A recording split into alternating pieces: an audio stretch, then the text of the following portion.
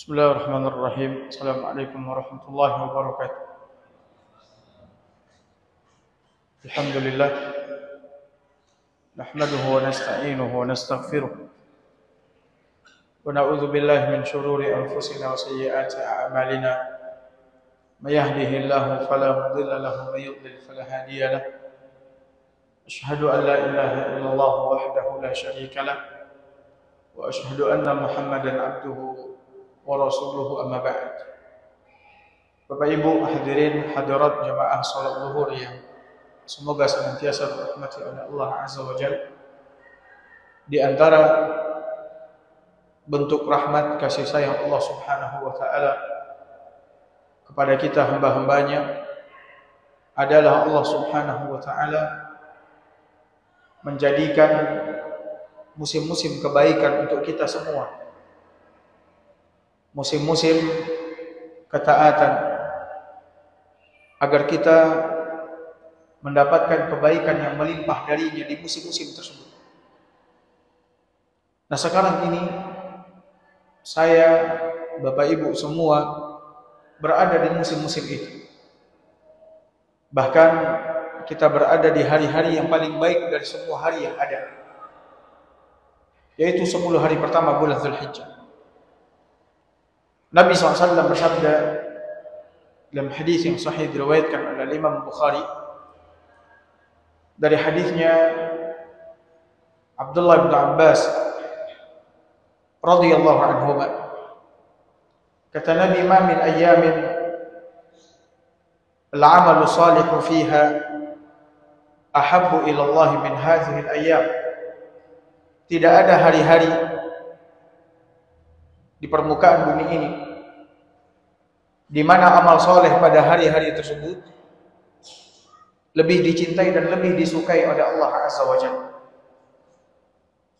daripada 10 hari pertama bulan Dzulhijjah, daripada hari-hari ini, kata Nabi. Kata perawi hadis, yaitu 10 hari pertama bulan Dzulhijjah.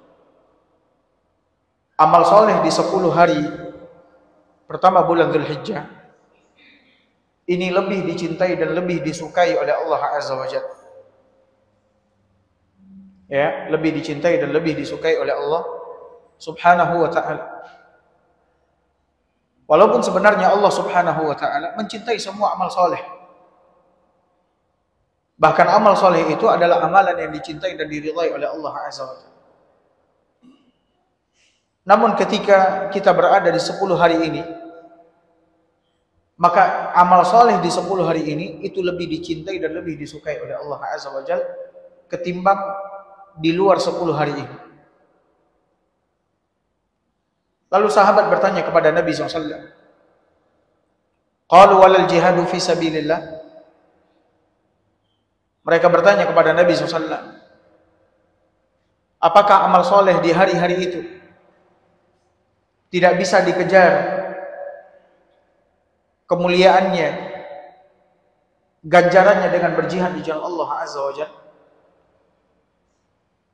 Mereka menyebutkan jihad karena mereka tahu bahwasanya jihad adalah amalan yang paling besar, amalan yang paling utama, amalan yang paling dicintai oleh Allah Azza wa Jalla. Bahkan puncak agama ini adalah jihad. Orang yang berjihad dijamin masuk surga. Ya. Orang yang berjihad syahid di dalam jihad, dosa-dosanya diampuni oleh Allah Azza wa Jalla. Jihad amalan yang besar.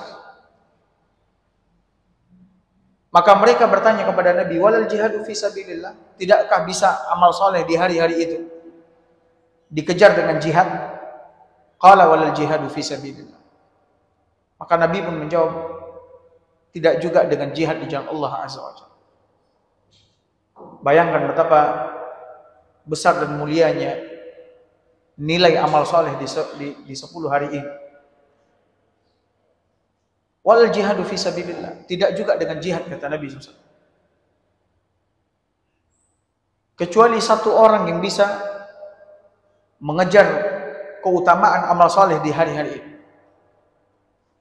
Kata Nabi SAW, illa rajulun, kecuali seseorang kharaja bi nafsihi wa malih, dia keluar membawa jiwa dan hartanya, thumma lam yarji' min dzalika bi syai', kemudian tidak ada satupun yang kembali, jiwanya melayang, hartanya habis. Hanya mereka atau orang yang seperti ini keadaannya yang bisa mengejar nilai amal soleh di hari-hari ini. Lantas apakah kita akan menyia-nyiakannya, melewatkannya, dan tidak mengambil kesempatan yang baik ini dengan memperbanyak amal soleh? Nabi menyebutkan di dalam hadis ini amal soleh tanpa ditentukan oleh Nabi SAW amalannya apa. Menunjukkan apapun amal soleh, besar atau kecil, yang kita kerjakan di hari-hari ini, itu lebih dicintai dan lebih disukai oleh Allah Azza wa Jalla. Apapun itu amal soleh. Salat 5 waktu sehari semalam, membaca Al-Quran, berzikir kepada Allah Azza wa Jalla, berbakti kepada kedua orang tua, menyambung hubungan rahim, memuliakan tetangga, menyantuni anak yatim, mengangkat kesulitan dari orang yang kesulitan. Ini semua adalah amal soleh, ya, yang dicintai dan diridhai oleh Allah Azza wa Jalla. Maka kerjakan, hadirin hadirat sekalian. Karena kalau kita tidak mendapatkan kemuliaan, keutamaan yang Allah siapkan di hari-hari ini, maka di hari mana kita akan meraih keutamaan seperti keutamaan amal soleh di hari-hari ini? Yang Nabi katakan apa? Amal soleh di hari-hari ini lebih dicintai dan lebih disukai oleh Allah. Bahkan nilainya tidak bisa dikejar dengan apa? Dengan jihad. Maka perbanyak sedekah dan lain sebagainya. Kemudian di antara amal soleh yang sangat besar, amal soleh yang sangat agung, jangan sampai kita lewatkan, adalah berkurban di hari-hari penyembelihan. Menyembelih hewan kurban di hari-hari penyembelihan. Apa keutamaannya? Keutamaannya adalah mencontoh Nabi kita yang mulia SAW. Keutamaannya adalah untuk mensyukuri nikmat hidup. Allah Subhanahu wa taala ketika berkata kepada Nabi SAW, "Inna a'tainakal kautsar." Sesungguhnya kami telah memberikan nikmat yang sangat banyak kepadamu. Dan benar, Allah telah memberikan nikmat yang sangat banyak kepada Nabi SAW. Begitu juga kita umat Nabi telah memperoleh nikmat yang banyak dari Allah Azza wa Jalla. Bahkan Allah Subhanahu wa taala katakan di dalam Al-Qur'an, "Wa in ta'uddu ni'matallahi la tuhsuha." Dan jika kalian menghitung nikmatku, maka kalian tidak akan bisa menghitungnya. Jika kalian menghitung nikmatku, kalian tidak akan bisa menghitung. Kenapa? Karena saking banyaknya nikmat yang Allah berikan. Dan terus menerus selagi kita hidup, Allah terus berikan nikmat. Dan nikmat itu kita peroleh dengan mudah, tidak dengan kesulitan. Setelah Allah katakan sesungguhnya kami telah memberikan kepadamu nikmat yang banyak, fasalli li rabbika wanhar. Maka salatlah karena Tuhanmu dan sembelihlah hewan kurban.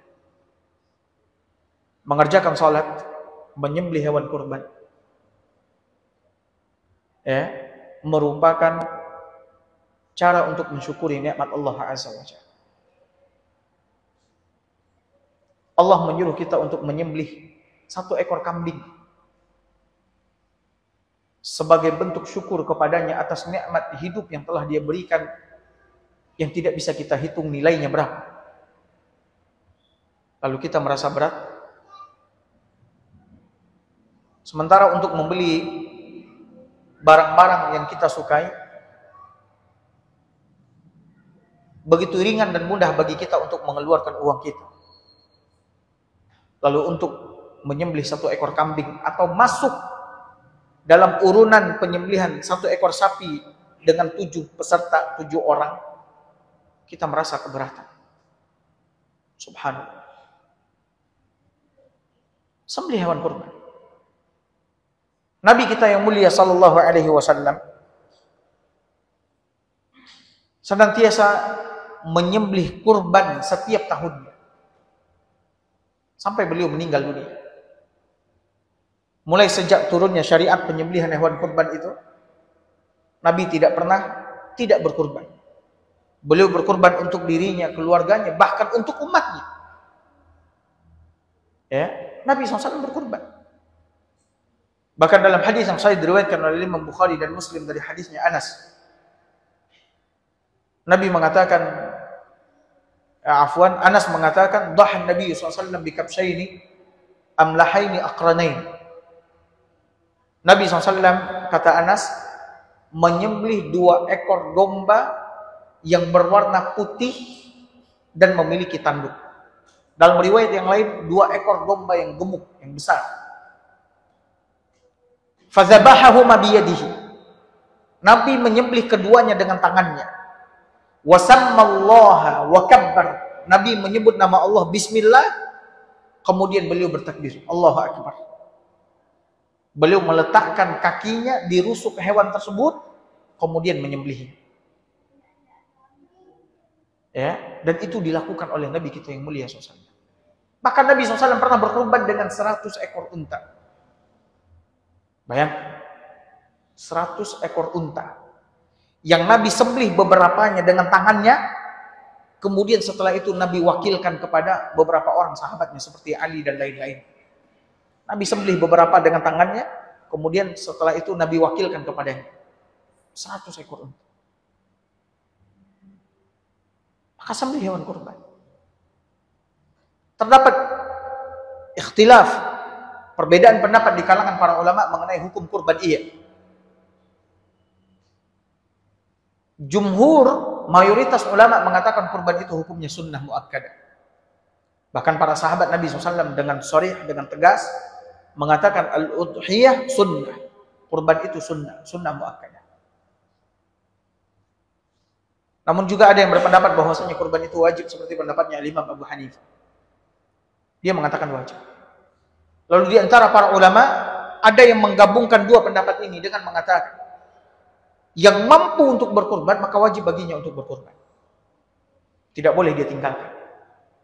Tapi yang tidak mampu maka hukumnya apa? Sunnah. Adapun hadis-hadis mengenai keutamaan kurban, bahwa orang yang berkurban nanti hewan tersebut akan bersaksi di hadapan Allah. Kemudian berapa jumlah bulu hewan tersebut, maka seperti itulah kebaikan yang akan dia peroleh. Hadis-hadis yang menjelaskan tentang keutamaan kurban, semuanya rata-rata adalah hadis yang dhaif, lemah. Dan tidak bisa dijadikan dalil. Tidak bisa dijadikan apa? Dalil. Ya. Maka cukuplah dalil yang menunjukkan keutamaan kurban. Pertama, perintah Allah Azza wa Jalla tadi. Fasalli li rabbika wanhar. Maka salatlah karena Tuhanmu dan sembelihlah hewan kurban. Dan kemudian muwadzabatun Nabi sallallahu alaihi wasallam li zabhil udhiyah. Kebiasaan Nabi, maksudnya Nabi SAW biasa menyembelih hewan kurban setiap tahun dan tidak ditinggalkan oleh Nabi sallallahu alaihi wasallam. Maka sembelih hewan kurban. Ya. Kalau sekarang kita belum memiliki uang, namun tiba-tiba nanti kita memiliki uang, kita masih bisa menyembelih hewan kurban di tanggal 11, 12, 13. Kalau sekiranya di tanggal 10 kita masih belum punya uang, ya kita nggak bisa berkurban. Tapi di tanggal 11 kita punya, tanggal 12 masih punya, kita punya uang, atau tanggal 13 kita punya uang, maka sembelih hewan kurban. Karena ayyamut tasyrik, ayyamuz zabah. Hari-hari tasyrik 11, 12, 13 itu adalah hari-hari penyembelihan. Lihat, Allah luaskan waktunya, lapangkan waktunya dengan harapan agar kita semua bisa apa? Berkurban. Maka jangan sampai tidak berkurban. Karena di antara amalan yang sangat dicintai oleh Allah dan mulia agung di sisinya adalah menyembelih hewan kurban. Semoga Allah Azza wa Jalla memberikan taufik pada kita semua untuk beramal soleh di hari-hari yang mulia ini, dan semoga Allah Azza wa Jalla terima semua amal soleh kita sehingga Allah jadikan sebagai pemberat timbangan kebajikan kita kelak di akhirat. Barakallahu fikum. Sallallahu ala nabiyina Muhammad wa ala alihi wa sahbihi wasallam. Assalamualaikum warahmatullahi wabarakatuh.